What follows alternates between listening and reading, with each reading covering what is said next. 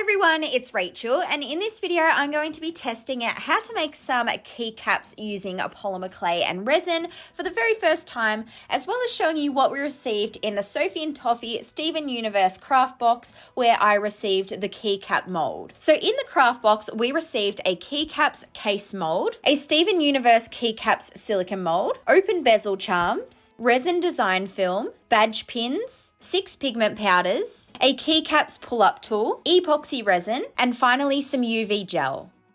So moving on to the actual keycaps, I'm going to be honest, I don't really know anything about Steven Universe, so I decided to go on my own little tangent here for these keycaps. However, I was inspired by the colours on the box, the pinks and the purples and the blues, so that's kind of what my design is going to be based off.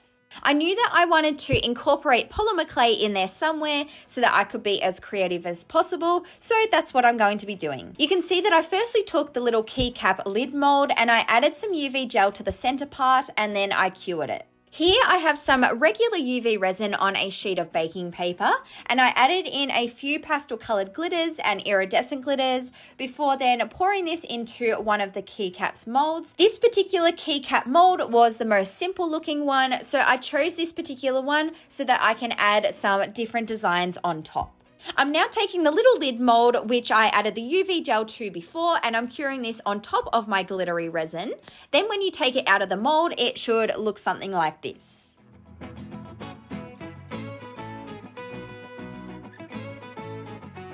If you have a bunch of excess resin around the sides, you can cut it off, or it's also just easy enough to snap it off with your fingers as well. So for my first keycap mold, I used some very fine pink glitter. Now I'm just repeating the same process with some fine purple glitter and also a blue mixture as well. When filling up the actual keycap mold, you only want to go about 2/3 of the way so that when you add the lid, it doesn't completely overflow. So here are what my 3 keycaps currently look like. It was then time to get out my polymer clay. So for my designs, I settled on 3 sleepy looking animals because that's what the pastel colors of the box reminded me of. I'm also going to be adding a succulent onto each animal's head because that seems to be quite a popular design when it comes to keycaps, so I thought I would try it out. As you can see, the first animal I'm creating is a little sleepy cat.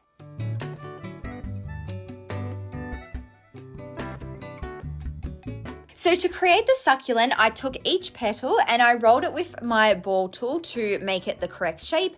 And then I just did this a bunch of times and finally I'm connecting it all together. To create the actual shape of the succulent, I added 5 large petals at the bottom and then I topped this off with 5 medium-sized petals in between the gaps. And then finally I added a little piece on top to finish it off with some even smaller petals. To give it a little bit more of a realistic detail, here I have a really thin paintbrush and some pink chalk pastel shavings, and I'm just going ahead and lightly dusting the very end of each leaf. Next up, I took some of this polymer clay sand that I made a long time ago and it's in my collection, and I'm adding this to the head of my cat using some Sculpey Bake and Bond liquid clay to help attach the sand and secure it in place. Once the sand was added, I then topped the keycap with my succulent and this is what it looks like.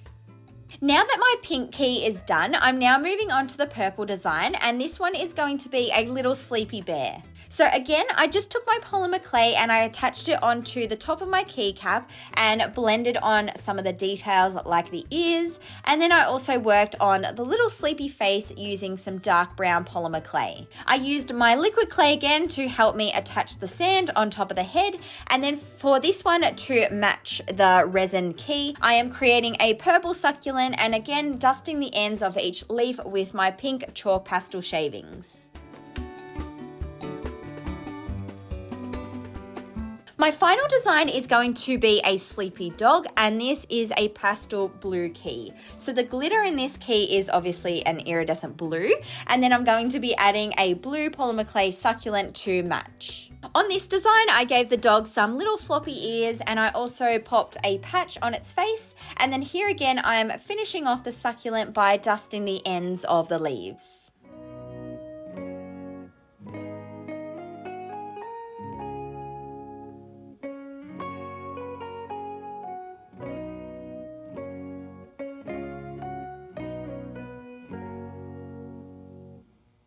Once all 3 designs were done, I then needed to go ahead and bake these in my oven.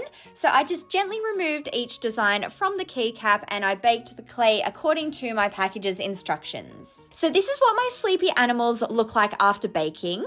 Now I'm going ahead and taking some super glue to attach each design back onto the keycap and make it nice and secure.